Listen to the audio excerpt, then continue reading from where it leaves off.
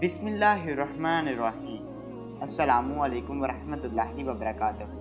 नाज़रीन ग्रामी, अल्लाह ताला का हमारे आकाए दो जहां सल्लल्लाहु अलैहि वसल्लम पर ख़ास करम ये है कि आप सल्लल्लाहु अलैहि वसल्लम को अल्लाह ताला ने तमाम उलूम अता फरमाई है जिनका अदराक हमारा इंसानी ज़हन कभी नहीं कर सकता। जो बात प्यारे आका सल्लल्लाहु अलैहि वसल्लम ने फरमा दी वो पूरी होकर ही रहेगी। अल्लाह ताला इरशाद फरमाता है, और वो कोई बात अपनी ख्वाहिश से नहीं करते, वो तो नहीं मगर वही जो इन्हें की जाती है। बाज़ उलमा इकराम ने कहा है कि खुदा हर चीज़ पर कादिर है। अल्लाह ताला के इल्म के समंदर के मुकाबले में नबी अकरम सल्लल्लाहु अलैहि वसल्लम का इल्म एक कतरा है, मगर आप सल्लल्लाहु अलैहि वसल्लम का ये कतरा तमाम मखलूक के लिए एक समंदर के बराबर है। ये बात सच है कि हम आप सल्लल्लाहु अलैहि वसल्लम के इल्म के बारे में अंदाज़ा नहीं लगा सकते हैं। अल्लाह ताला की ज़ात तो बहुत ही वसी है, हम इसका अंदाज़ा किस तरह लगा सकते हैं। आप सल्लल्लाहु अलैहि वसल्लम ने अपने से पहले गुजरे हुए अंबिया इकराम और इनकी उम्मतों के साथ साथ आने वाले वक्तों के बारे में भी अपनी उम्मत को आगाह कर दिया। मुहद्दिसीन अक्सर उलमा इकराम का कहना है कि जब क़यामत करीब आने वाली होगी तो खाना काबा को गिराए जाने का वाक़या पेश आएगा। जिन लोगों को इसके बारे में इल्म है, इनको इसके बारे में हदीस मुबारका की रोशनी में बताएंगे।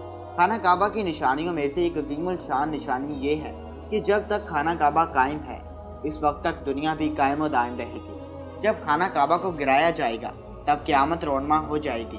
जब क़यामत करीब आएगी, एक बदबख्त हबशी खाना काबा को गिरा देगा, फिर क़यामत आ जाएगी। इस कमीने हबशी के बारे में आकाए दो जहां सल्लल्लाहु अलैहि वसल्लम ने इरशाद फरमाया कि इस हबशी की शक्ल व सूरत ऐसी होगी, एक छोटी छोटी पिंडलियों वाला हबशी खाना काबा को गिरा देगा। जबकि बुखारी शरीफ में लिखा है कि आप सल्लल्लाहु अलैहि वसल्लम ने इरशाद फरमाया, गोया मैं इस हबशी को देख रहा हूँ कि वो काला और चौड़ी टांगों वाला है, काबा के पत्थर और ईंटों को उखाड़ उखाड़ कर फेंक रहा है। बुखारी शरीफ में है कि कुर्बे क़यामत के वक्त हज़रत ईसा अलैहिस्सलाम के पर्दा करने के बाद जब लोगों के सीनों से कुरान पाक अल्लाह ताला उठा लेगा तो इसके बाद वो बदबख्त हबशी खाना काबा को गिराएगा। इस हदीस में अफहज का लफ्ज़ है, और अफहज वो है जो अकड़ता हुआ चले या चलते में उसके दोनों पंजे तो नज़दीक रहें और दोनों एड़ियों के दरमियान फासला हो। वो हबशी मरदूद जो क़यामत के करीब खाना काबा को उठाएगा वो इसी शक्ल का होगा। दूसरी रवायत में है कि इसकी आंखें नीली, नाक फैली हुई होगी, पेट बड़ा होगा, इसके साथ और भी लोग होंगे। वो काबा का एक एक पत्थर उखाड़ डालेंगे और समंदर में ले जाकर फेंक देंगे। ये क़यामत के बिल्कुल नज़दीक होगा।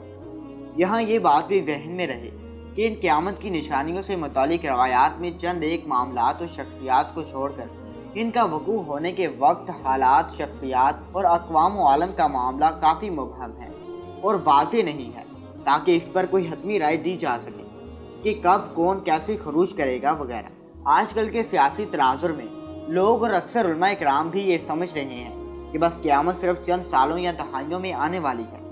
काबा और मस्जिद नबवी को यमन या ईरान के जंगजू तबाह कर देंगे या खुद ज़मीन में धंस जाएंगे।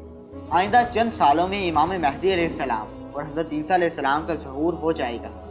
बरमूदा ट्रायंगल से दज्जाल नमूदार हो जाएगा और फितना फैलाएगा। यहूदियों, ईसाइयों और मुसलमानों की आपस में जंग होगी जो बस चंद दिन की दूरी पर है वगैरह।